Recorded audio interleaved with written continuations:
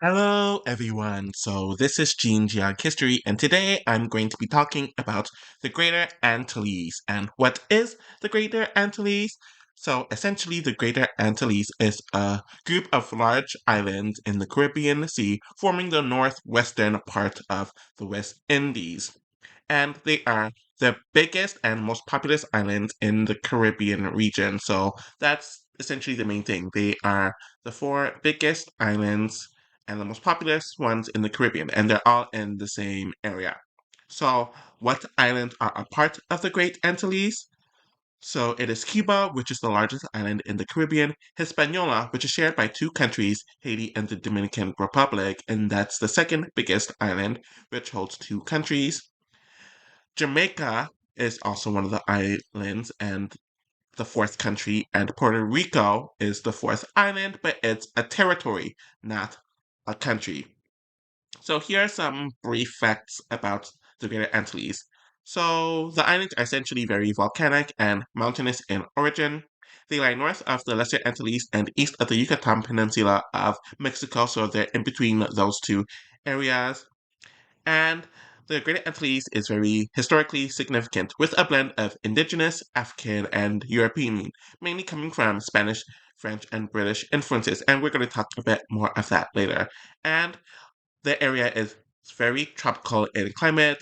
It has a diverse ecosystem, and there's a lot of important economic activities like tourism, which is a huge one there, agriculture, mainly sugar and coffee, and trade. So, why is this grouping officiated or why is it a thing to begin with? So, in short, it's a way to recognize the island's shared physical geography, similar geographic origins, historical ties, cultural connections, and economic interrelations in the Caribbean region. So, I already briefly mentioned the first two reasons when it comes to the proximity to one another and area being in the northwestern Caribbean and them all consisting of the largest islands in the Caribbean. And the second reason is the geological origin, where essentially most, if not all of them, are volcanic or mountainous in their origin and formed from the tectonic plate of the Caribbean plate, and their size and the mountainous terrain contrasts with the more core-based, smaller elements of the Lesser Antilles. So the third reason that was somewhat briefly touched upon, but I'm going to expand on it a bit more here, is the historical and colonial context. So essentially, these islands were some of the first areas colonized by European powers like Spain, Britain, and France within the West in general. So not just within the Caribbean, but within North and South America overall. These were the areas that the Europeans first landed. So they share the colonial legacies which influence their languages, cultures, and political histories, though it differed based on who colonized where in the Antilles. And then, of course, the political borders that were formed, as well as the cultural identities in the Greater Antilles, stemmed from the colonial area or the colonial era divisions. The fourth reason why they are grouped together is cultural and economic connections. So there are a decent amount of cultural similarities, such as the music, the cuisine, and traditions, while also maintaining unique identities that came from their colonial rulers. So kind of like Jamaica has the African elements, but also English influences. Haiti has some of the African influence as well, but they also have their French influence, where the Hispanic Caribbean, which is Cuba, the Dominican Republic, and Puerto Rico, has their African and Spanish influences as well. Economically, they all benefit heavily from tourism. Maybe all of them, but Haiti, I'm not too sure about them, that part. They also benefit economically from the agriculture, especially sugar, coffee, and tobacco, and that's kind of the case during the colonial era as well as trade routes. And then the fifth one is regional grouping for study and administration. So essentially, they are a part of organizations like CARICOM, which is essentially Caribbean Community, Tourism Board, and environmental agencies. They're all in some of those boarding groups when it comes to those elements. And they face similar regional issues like hurricanes, maritime law, and trade policies. So when it comes to those elements, they kind of have to work together. I also want to discuss what the Lesser Antilles are, and they're essentially a bunch of much smaller islands on the southeast end of the Caribbean, ranging from around the Virgin Islands to Grenada. And a lot of them are still kind of territories. They're much smaller and they essentially had later colonialism. And they're on average less known than the countries in the Greater Antilles. So now I'm going to discuss how the Greater Antilles differs from the Lesser Antilles. So, number one is clearly the geography and size, where the Greater Antilles comprises of four of the largest Caribbean islands, i.e., Cuba, Hispaniola, which is Haiti and the Dominican Republic, Jamaica, and Puerto Rico, and they have a much significant landmass, while the Lesser Antilles is essentially a long curved chain of much smaller islands stretching from the Virgin Islands in the north down to Trinidad and Tobago near South America, and they are much smaller and more numerous than the islands in the Greater Antilles. The second difference between them is the geological origin. With the Greater Antilles, they are mainly volcanic and mountainous when it comes to their formation, which is pretty much done by the tectonic activity related to the Caribbean plate, and they tend to have rugged terrain, large mountain ranges, and a mix of volcanic and sedimentary rock. Well, the Lesser Antilles are mostly volcanic islands too, but they are younger on average than the big four islands and they formed from a volcanic island arc created by the subduction of the Atlantic plate beneath the Caribbean plate, hence the arc with all the islands. Some islands in the southern Lesser Antilles, like Barbados, are also coral-based or limestone formations rather than volcanic. The third difference between the two is the history and colonization. So, like I kind of briefly touched on earlier, with the Greater Antilles, they're among the first islands encountered and colonized by Europeans after Columbus's voyages overall in the Americas, which obviously includes the Caribbean. Spain dominated the Greater Antilles early on, establishing large colonies in Cuba, Hispaniola, and Puerto Rico, which is still today, though they had minor involvement in Haiti and Jamaica. So later, the British and French took over Jamaica. The British took over Jamaica and parts of Hispaniola, where the French took over Haiti. While with the Lesser Antilles, they were colonized mostly later than the Greater Antilles, with most more diverse European powers involved, like the British, the French, the Dutch, the Danish, and the Spanish, all contributing to this during different times. And the Lesser Antilles had many smaller plantations and were often divided amongst competing colonial empires. So the fourth difference between the two is mainly cultural differences. So in the Greater Antilles, the languages are for the most part Spanish, i.e. Cuba, the Dominican Republic, and Puerto Rico, English, i.e. Jamaica, and French/Creole, i.e. Haiti. These cultures also have strong African, indigenous Taino, and European influences, with a legacy of large-scale plantations and urban centers. While the Lesser Antilles is more linguistically diverse due to varied colonial histories from the English, French, Dutch, and some Spanish speakers. The islands also have smaller populations, and many islands have distinct Creole languages and cultures shaped by smaller plantations, trade, and migration. I mentioned in the Greater Antilles that only Haiti has their own Creole, where that's not the case with the Lesser Antilles, where a majority of them have their own Creoles. And the fifth and final main difference between the two is economic and political differences. With the Greater Antilles, there are larger economies with significant agriculture, industry, tourism, and urban development as the main focus. Countries like Cuba and the Dominican Republic are among the Caribbean's most populous and economically influential. While with the Lesser Antilles, they have smaller island economies often relying heavily on tourism, fishing, and offshore finance. Many are independent nations or overseas territories with less population and land mass. So now I want to get into the cultural bonds within the Greater Antilles and the cultural bonds within the Lesser Antilles to see if there are any notable similarities that binds these two groups together separately, if you kind of catch my drift. So with the Greater Antilles, here are some of the key cultural bonds. Number one is they all have Taino heritage, which is minimal now, but the basis is Taino. All four islands, i.e., Cuba, Hispaniola, Jamaica, and Puerto Rico, were originally home to Taino and Arawak peoples. Many place names, foods like cassava, and words like hurricane from Huracan survive from that heritage. Two is the most obvious, and that is African diaspora culture. Large African descended populations brought through the transatlantic slave trade shaped music, religion, and food. Afro Caribbean identity is central in all of them, though I will say that Haitians and Jamaicans are in general black, like those are the main populations in those three, while in the Hispanic Caribbean, i.e., the Dominican Republic, Cuba, and Puerto Rico, my bad. The average population is mulatto, though with Puerto Rico and Cuba, it's kind of mulatto leaning white. The third cultural bond is plantation legacy, and they all had sugar, coffee, and tobacco heavily when it comes to their plantations and even in their current trade, creating a similar rural societal order and plantation based export economy.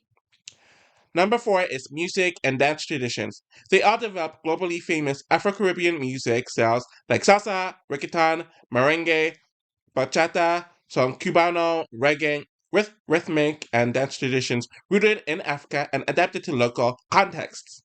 So the local context being the countries and what other cultural influences is within those local areas. Number five is they all have huge national cultural pride. Being large and historically influential islands, each has a strong sense of national identity, but they also see each other as part of a big island Caribbean community. And you kind of see this especially with the diaspora communities as well. And number six is urban culture. Large cities like Havana, Santo Domingo, San Juan, and Kingston, all in either Puerto Rico, Jamaica, the Dominican Republic, and Cuba, became cultural hubs with a mix of European architecture, African traditions, and local innovations.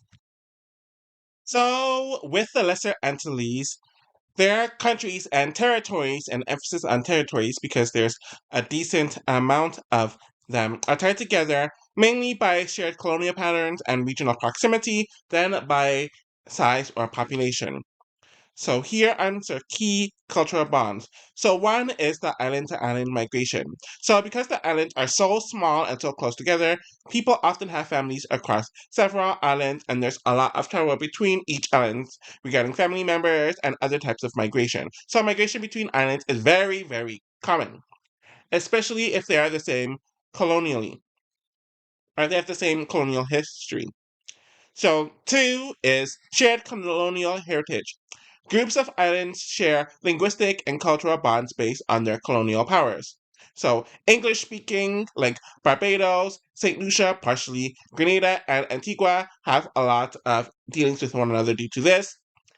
French speaking countries or territories like Martinique, Guadeloupe, Dominica, partially, and St. Lucia, partially also has a lot of dealings due to this. And Dutch speaking countries and territories like Aruba, Curacao, and Saint Martin as well. And it's interesting because Haiti is also French speaking and Jamaica is also English speaking, but they're part of the Greater Antilles and they're further away from these other countries that I just mentioned. Three is carnival culture, a unifying feature across almost all Lesser Antilles islands, blending African festival traditions with European pre-Lent celebrations. So I know this is a huge thing in Trinidad and Tobago, especially, and that makes sense that there's other smaller versions in a lot of these other Lesser Antilles countries. Four is smaller scale economies and rural life. So, cultural traditions are often more village based with close knit communities compared to the more urban centered Greater Antilles because their landmass is larger, so there's more urban cities there. It kind of just makes sense. And the fifth and final one is shared vulnerability and cooperation.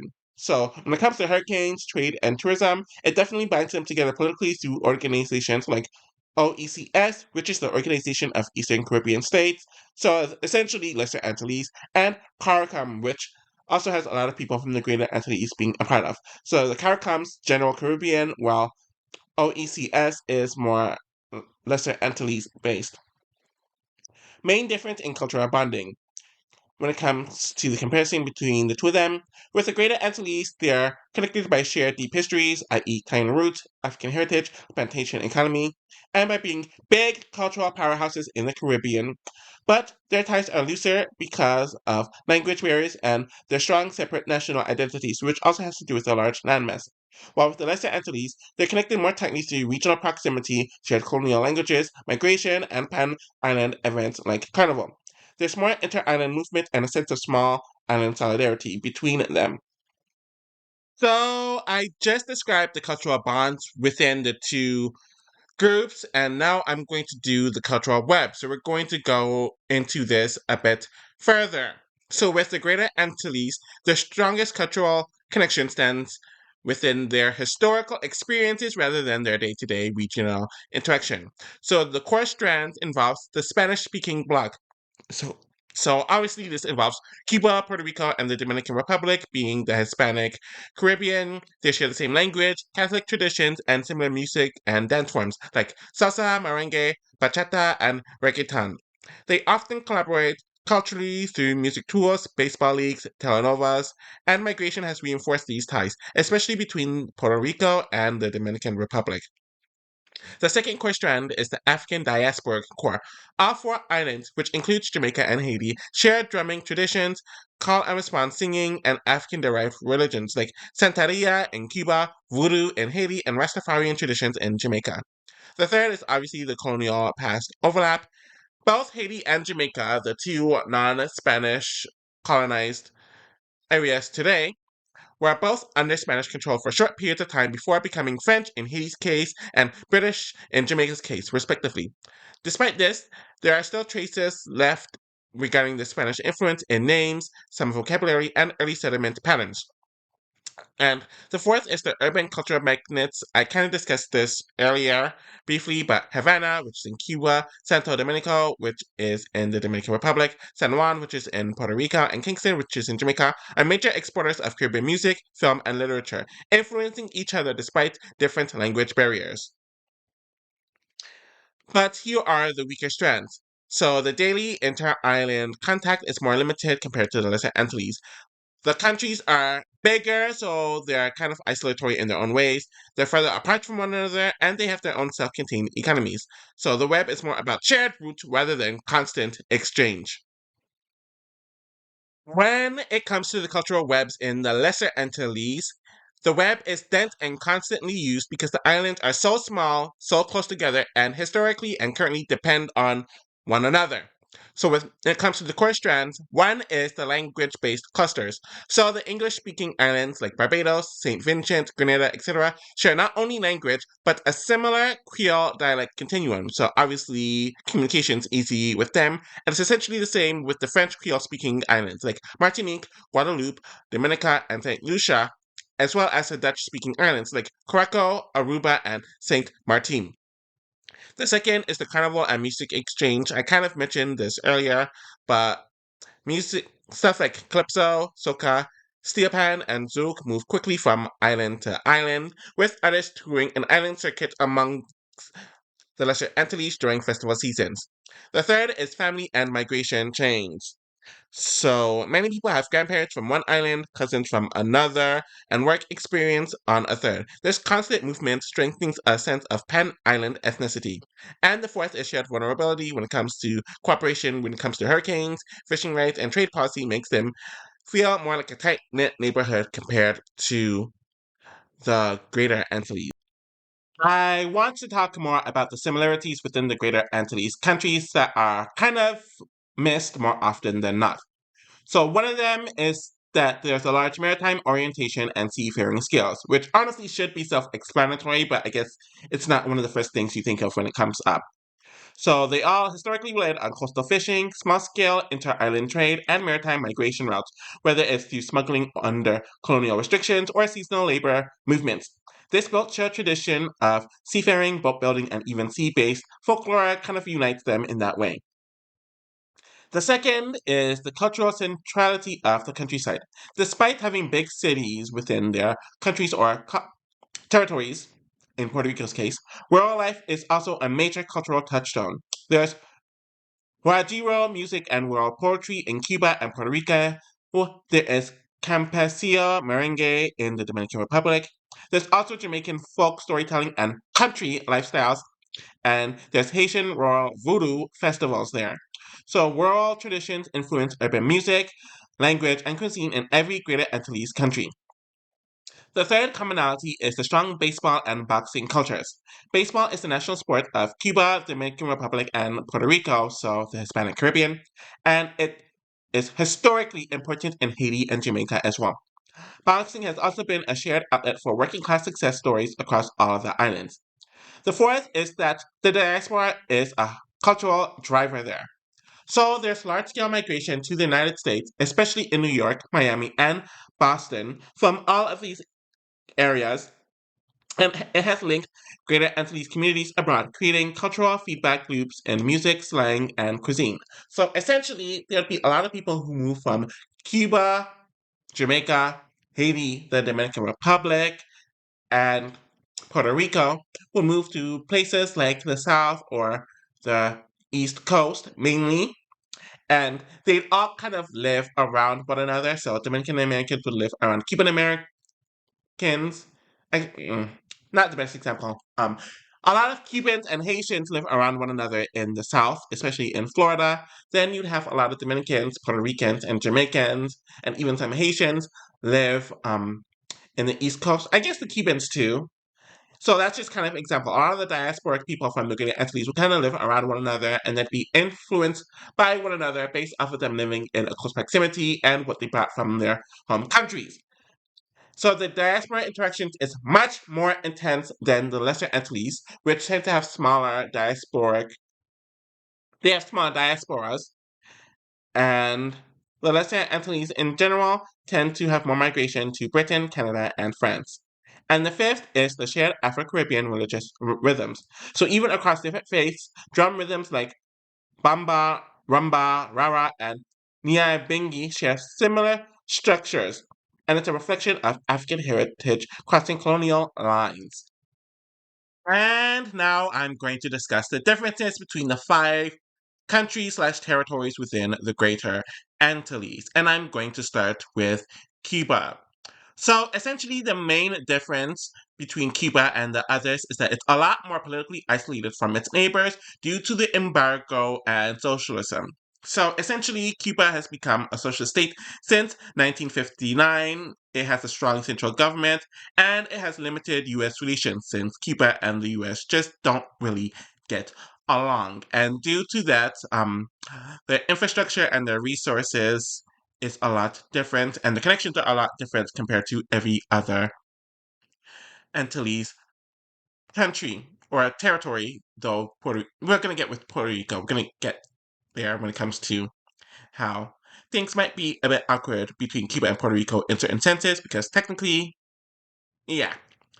So we're going to move on to the Dominican Republic, and the main difference is that it shares an island with another, where obviously Haiti also has this difference, but it creates a unique cross-border tension and exchange between the two countries that has a lot of the isms, and it also has to do with both of them having different colonial leaders and all that stuff.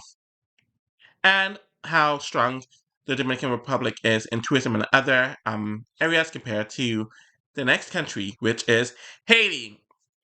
So obviously the main difference is that it shares Hispaniola with the Dominican Republic that has or that brings a lot of conflicts that we won't get into today.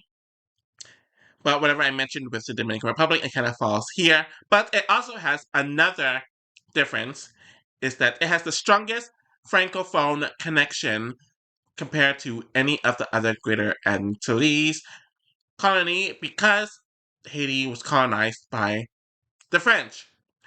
And it has the strongest francophone African cultural link because Haiti is the most African descended country in the Greater Antilles, and it's the only francophone country, so it has its strongest connections there. And that might be one of the reasons, or a few of the reasons, why it has so many issues with the Dominican Republic. Now, on to Jamaica, the main difference here with Jamaica compared to all the other Greater Antilles areas is that it's the only fully English speaking Greater Antilles country because Jamaica was colonized by the British. So a lot of the influences with the language, the architecture, the customs is influenced by the British, where all the others in the Antilles is either by the French or the Spanish. And the other difference is that it is the strongest Protestant country or colony within the Antilles, where most of the others are heavily Catholic. And on to Puerto Rico. So the main difference with Puerto Rico and the others is that one is a unique hybrid of Caribbean and US culture because it is technically a territory of the United States. So unlike the other four, it's not its own country yet. Obviously, it has brought a lot of controversy and debate within Puerto Ricans and Americans regarding statehood versus independence. A lot of Puerto Ricans wants to be independent. In a lot of ways, they do kind of run as an independent country, but there's a lot of logistics that the U.S. just won't let go of, so they're technically still a state. And I wouldn't be shocking if this brought some sort of weakness between Puerto Rico and Cuba, because Cuba is beefing with the United States, while Puerto Rico is technically a part of the United States. So, in conclusion, it was really interesting looking into the Greater Antilles and to look into the history regarding how they are tied to one another, but how they're also distant from one another historically and currently. And you definitely see how, in a way, they're a lot more connected due to the diasporas that moved to places like the United States, Britain, France, maybe Spain, Canada, or wherever else. So if you're like Dominican American, Jamaican American, Haitian American, and Cuban American, you might have some more ties, especially if you're living in the same area. The size and the self-sufficiency are also similarities between all of the countries where Cuba has 11 million people, Hispaniola, and so we're combining the Dominican Republic and Haiti here, has 22 million people, though I wouldn't be shocked if Haiti has like 11 million, and same with Dominican Republic. Jamaica has 3 million people, and so does Puerto Rico. So they all have the largest populations within the Caribbean, but they have such large land masses and such large populations that they can just rely on themselves. Obviously, the colonial legacies kind of led to different political alignments, with the three Spanish speaking, i.e., Cuba, Dominican Republic, and Puerto Rico, kind of doing their own thing, with Jamaica being the only English speaking, doing its own thing, and the same thing as Haiti being the only Francophone slash Creole, doing its own thing.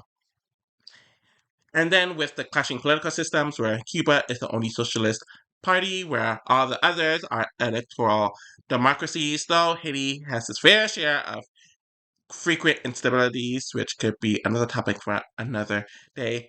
And in general, just a lot of the countries not really interacting with one another. So they have limited daily interaction compared to the lesser Antilles, where they interact with one another a lot more because they rely on one another more. And even the diaspora, they tend to move in different places. So the Hispanic Caribbean, they all generally move to the US. Jamaica, they move to the US, the United Kingdom, and Canada.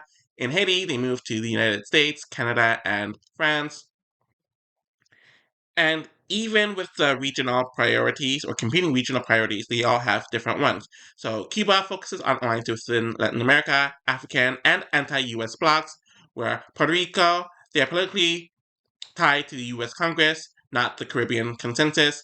Jamaica prioritizes CARICOM and Commonwealth ties. Yes, that's another thing, because Jamaica is still a Commonwealth with the United Kingdom, so there are a lot of ties that they kind of still have to follow with the United Kingdom. Haiti is often reliant on international aid and humanitarian networks due to all the corruption and the fighting that's happening there, while the Dominican Republic has strong ties to the United States and Central America. So, thank you all for watching this video and kind of going through the cultural DNA and the political systems that each of the five countries have with one another, but also with the Lesser Antilles. I might delve more into the Greater Antilles regarding the relationships that each of the five areas have with one another. So, I'll be back with more soon. Take care.